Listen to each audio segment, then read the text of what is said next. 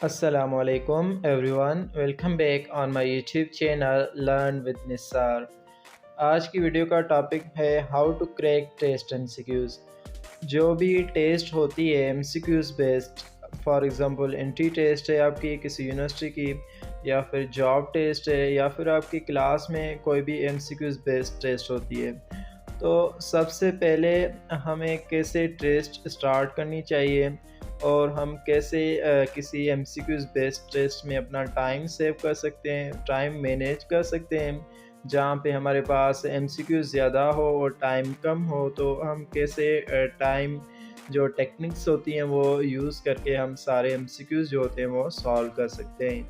तो जो भी स्टेप्स फॉलो करने हैं वो मैं आपसे शेयर करता हूँ। उम्मीद है कि उन स्टेप्स पे आप जैसे ही फॉलो करेंगे तो आपका जो टेस्ट में स्कोर होगा वो भी अच्छा आएगा और आपकी जो टाइम मैनेजमेंट होगी वो भी सही हो जाएगी। चलते हैं स्टेप्स की तरफ। सबसे पहले जो आपका स्टेप है वो है इजी लेवल, ठीक है। जैसे आपको टेस्ट मिलती है, ठीक है, और आपको कहा जाता है कि अब आप अपनी टेस्ट शुरू करें, ठीक है।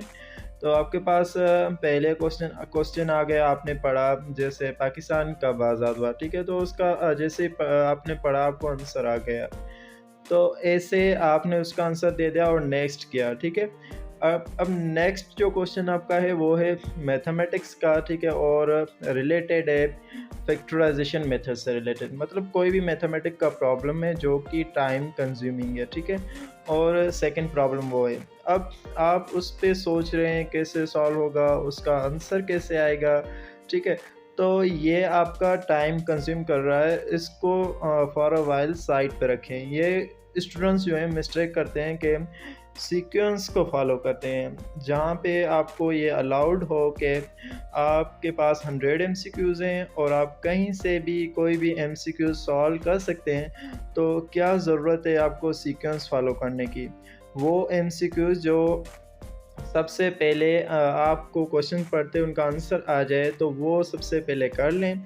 चाहे वो आपको जो टीम है वो आपको अलो करती है कि आपके पास 4 सेक्शंस हैं, 4 पोर्शंस हैं टेस्ट में, 100 एमसीक्यूज़ हैं, तो आप कहीं से कोई भी एमसीक्यू सॉल्व कर सकते हैं। तो सीक्वेंस को फॉलो क्यों करना है? अगर आपको सेकंड क्वेश्चन नहीं आ रहा, टाइम कंज्यूम कर रहा है, तो आप थर्ड पे जाएँ और उसका नंबर नोट कर लें, ठीक है? ऐसे करें।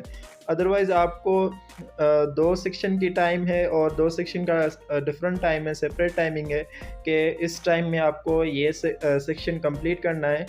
तो उसमें भी ये स्टेप्स आप फॉलो कर सकते हैं। जहाँ पे 100 एमसीक्यूज़ हुए हैं वहाँ पे कहीं से भी क्वेश्चन ले सकते हैं।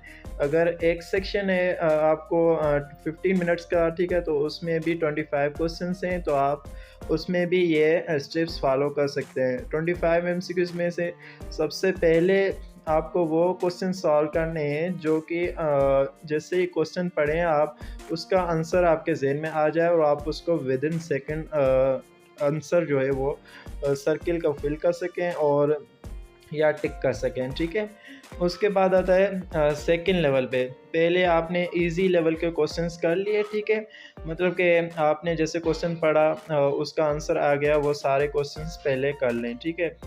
अब जो आपने नोट किए थे वो क्वेश्चन जो कि आपको सिमिलर थे, ठीक है, लेकिन उनमें जो है उनकी स्टेटमेंट्स ज़्यादा बड़ी थी, उनको पढ़ना ज़्यादा टाइम लग रहा था, ठीक है। तो अब इस लेवल पे आप जो है वो क्वेश्चन सॉल्व करें, उन क्वेश्चंस के आंसर दें जो कि आप स्टेटमेंट 3-4 लाइन की है, तो वो आप पढ़ लें, उनको पढ़ के आप उनके आंसर्स टिक करें और फिल करें। ये होगा आपका सेकंड स्टेप। उसके बाद आते हैं टाइम कंज्यूमिंग। टाइम कंज्यूमिंग का मतलब ये है कि जैसे मैथमेटिक का आपका कोई एमसीक्यूज़ आ गया, 1 नहीं होंगे, 2, 3, 4, 5 तो होंगे, ठीक है। तो उनमें आपको करना ये है कि पहले उनको सॉल्व नहीं करना, ठीक है। अगर वो ज़्यादा लेंथी हैं तो उनको उनके लिए आप उनको जो एमसीक्यूज़ नंबर है वो नोट कर लें कि कौन से नंबर पे ये एमसीक्यूज़ मैथमेटिक का था जो कि टाइम कंज्यूमिंग था, ज़्यादा टाइम ले रहा था, तो उसको मैं बाद में सॉल्व करूं। पहले मैं इजी लेवल के कर लूं, फिर सिमिलर मतलब कि जिनके आंसर्स मुझे आते हैं लेकिन उनकी जो स्टेटमेंट्स हैं वो ज़्यादा बड़ी हैं, तो उनको बाद में पढ़ के सारी स्टेटमेंट तो ईज़िली मैं उसको ट्रांसलेट करके उनके आंसर्स दे सकूँ, ठीक है। अब आपके पास आता है टाइम कंज्यूमिंग के वही क्वेश्चंस जो आपके मैथमेटिक्स से रिलेटेड या जो भी प्रॉब्लम से रिलेटेड हैं, फिज़िक्स, केमिस्ट्री, ठीक है? तो वो आप सॉल्व करें, ठीक है? जो कि 1 मिनट में सॉल्व होते हैं या फिर 2 मिनट लेते हैं, तो वो आप सॉल्व करके अब ये स्टेप फॉलो करें, ठीक है?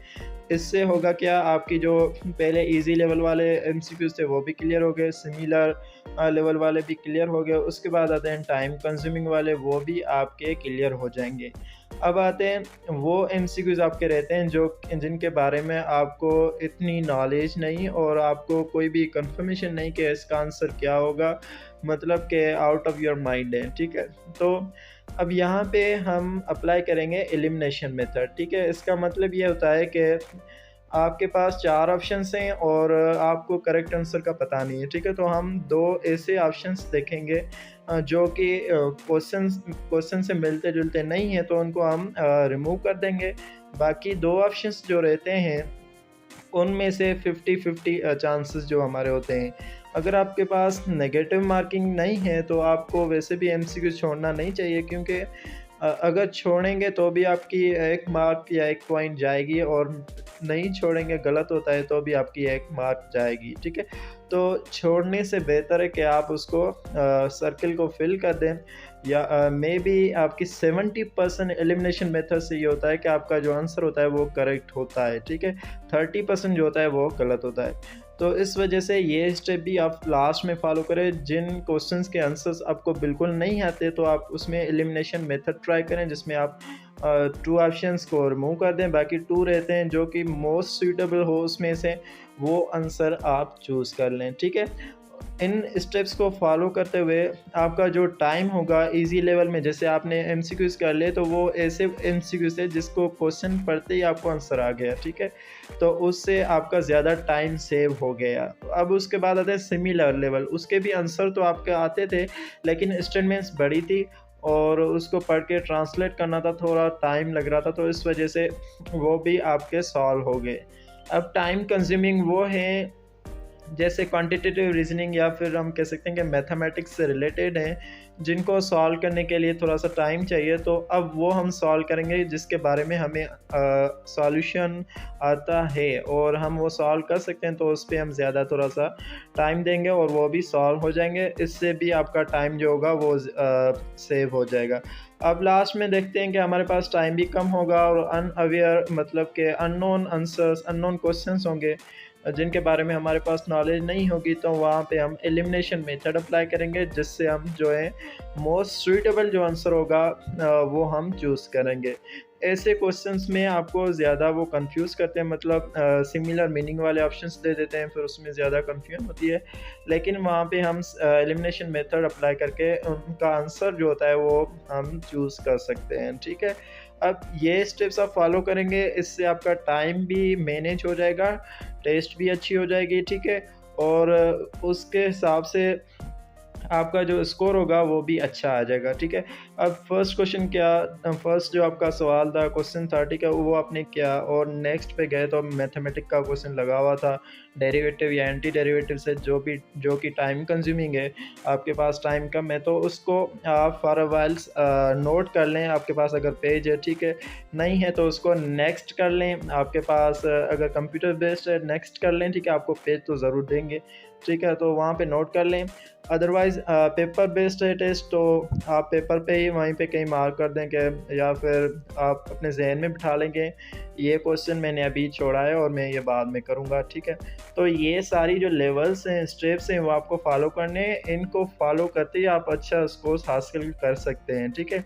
अच्छा स्कोर आपको मिल जाएगा, टाइम भी सेव हो जाएगा और आपकी जो टेस्ट होगी वो भी क्लियर हो जाएगी। उम्मीद है कि आपको ये वीडियो पसंद आई होगी। अगर वीडियो पसंद आए तो अपने दोस्तों के साथ शेयर करें, ताकि उनको भी फ़ायदा हो। अगर आप मेरे यूट्यूब चैनल पे न्यू हैं तो इसको सब्सक्राइब कर दें और साथ ही साथ बेल आइकन को भी प्रेस कर दें, ताकि आपको हर न्यू वीडियो का नोटिफिकेशन सबसे पहले मिलता रहे। See you next video, till that take care, अल्लाह हाफ़िज़।